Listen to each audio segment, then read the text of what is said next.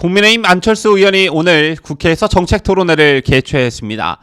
이번 정책토론회는 지난 대선 단일화 이후 안 의원이 국민의힘 의원으로서 처음으로 주도한 행사였는데요. 이준석 대표와 대립각을 세워온 안철수 의원이 주도한 이번 정책토론회에는 약 40명 안팎의 의원들이 참석했습니다. 안 의원은 이날 모임에 대한 정치적 해석을 경계하는 모습을 보였지만 이날 모임을 놓고 이런저런 해석들이 나오고 있습니다. 자, 그런가 하면 차기 당권 주자로 이름이 오르내리고 있는 나경원 전 의원도 언론 인터뷰에 적극 나서면서 새롭게 개편될 여당 권력 구도에 관심이 모아지고 있습니다.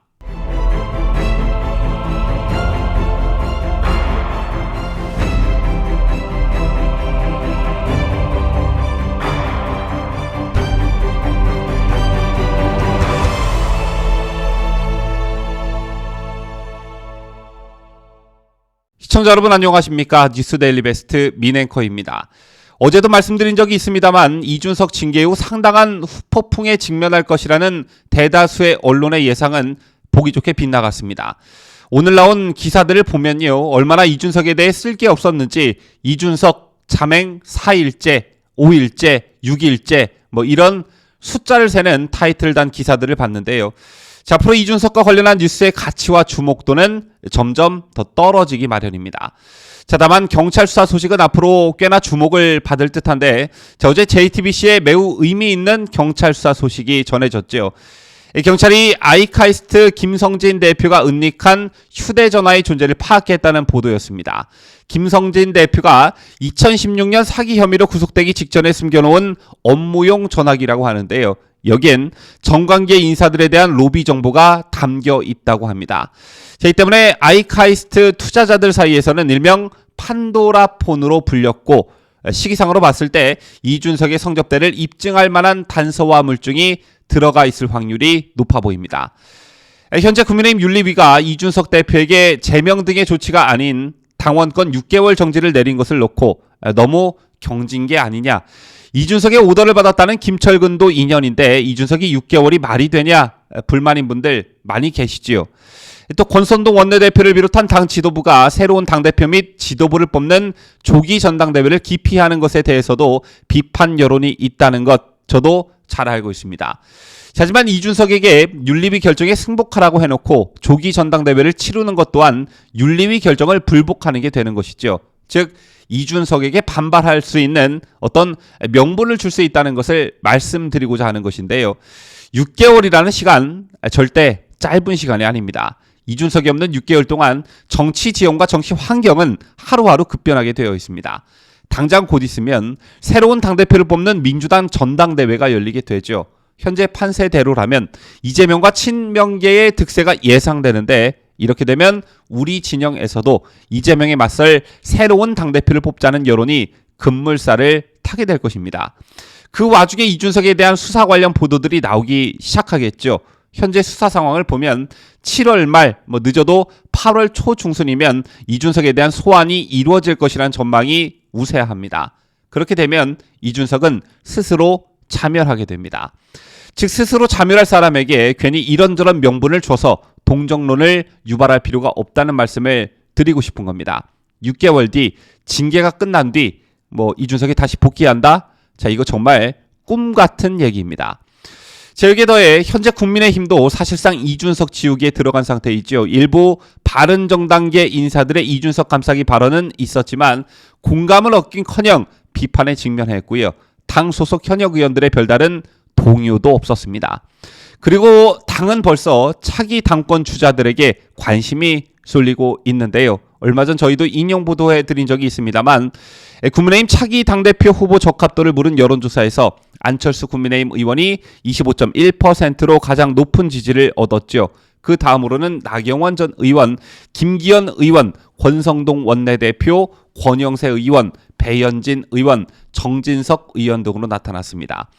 안철수, 나경원 두 사람만 두 자릿수 지지도를 나타냈고 나머지 주자들은 한 자릿수에 머물렀는데요.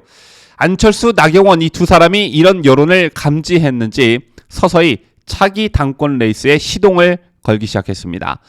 우선 나경원 전 원내대표 오늘 한 라디오 인터뷰에서 내년 당대표가 해야 할 역할과 제가 잘할 수 있는 것이 맞는다면 전당대회에 출마하는 게 맞을 것이란 답변을 내놨습니다.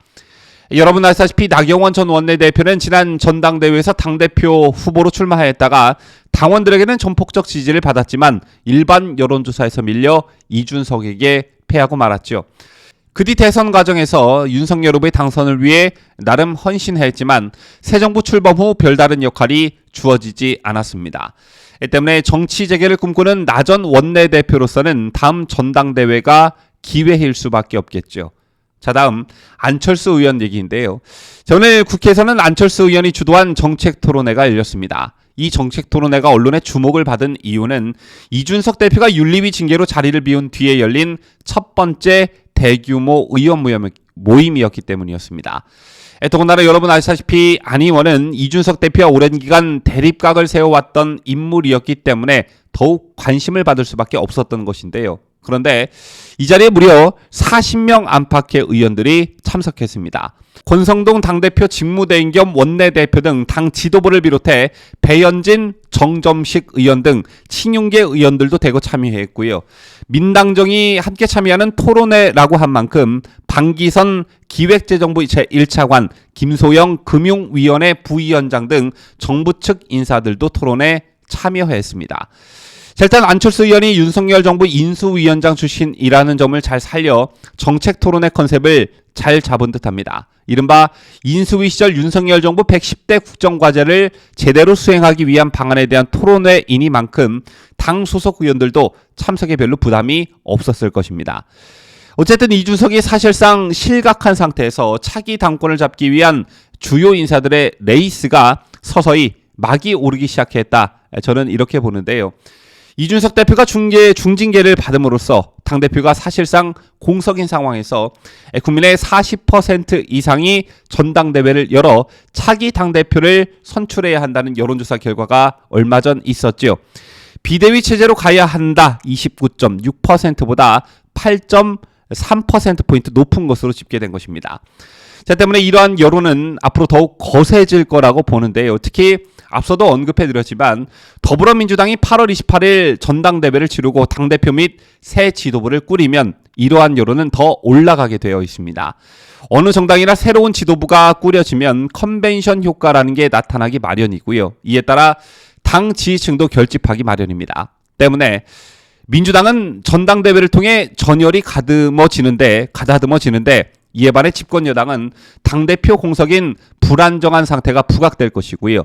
조기 전당대회를 통해 안정적인 지도부를 새로 뽑자는 여론은 자연스레 올라가게 되어 있습니다.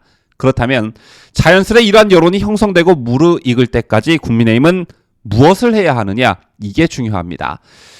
먼저 이준석에 대한 얘기는 함구령을 내려야 합니다. 아예 언급하지 말라는 말씀을 드리고 싶습니다. 현재 김건희 여사 얘기, 도어 스태핑 얘기, 검찰공화국, 정치보복 이런 선동적인 뉴스에 가려져 윤석열 정부의 정책들이 국민들에게 제대로 부각되지 않고 있죠. 하지만 이런 뉴스들에 가려 제대로 빛을 보지 못하고 있는 현재 윤석열 정부가 추진하고 있는 정책들을 보면 주목할 만한 것들이 상당히 많습니다. 노동, 교육, 연금, 공공기관 개혁 등등등 정부 여당이 총력적인 대응체제를 구축해도 민주당과 기득권 세력의 반발을 뚫기가 쉽지 않은 게 사실인데요. 이를 뒷받침하려면 절대적인 국정운영 파트너인 집권 여당의 역할이 정말 필수적입니다. 또 현재의 경제 상황은 매우 엄중한 상황이죠. 집권 세력엔 대통령실, 행정부, 여당의 세 축이 있습니다. 현재 경제 위기를 극복하려면 당정대가 톱니바퀴처럼 유기적이고 긴박하게 돌아가야 하는데요. 집권당인 국민의힘은 거대 야당을 상대하고 또 정부와 국민 사이에 가교 역할을 해야 하는 막중한 위치에 있습니다.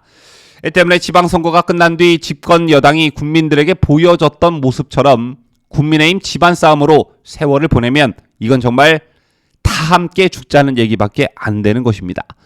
때문에 차기 당권 경쟁으로 벌써부터 노골적으로 연기를 피우기보단 잠시 이 문제는 순리대로 흘러가게 내버려 두고 윤석열 정부의 정책을 어떻게 뒷받침할 것이냐, 민주당의 공세에 어떻게 효율적으로 대처하고 국민의 공감을 살 것이냐, 이런 것에 역점을 두었으면 좋겠다는 생각 여러분과 함께 가져봅니다. 지금까지 저는 자유대한민국을 수호하는 뉴스데일리 베스트 민앵커였습니다.